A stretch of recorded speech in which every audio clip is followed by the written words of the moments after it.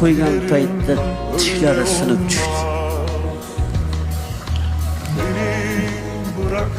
Kechalari yarim tunda uyg'onib, bolangizga alla aytganda ko'zlari qizarib, bedorlikdan, uyqusizlikdan ko'zlarining nurini yo'qotdi.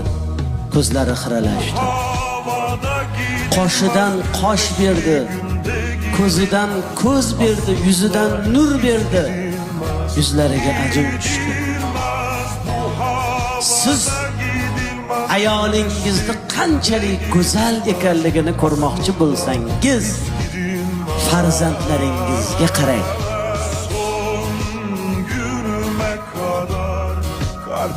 После падения, но урок останется навсегда. Это не злопамятность, это мудрость. Волк не мстит зиме, но он помнит ее суровость и готовится к следующей.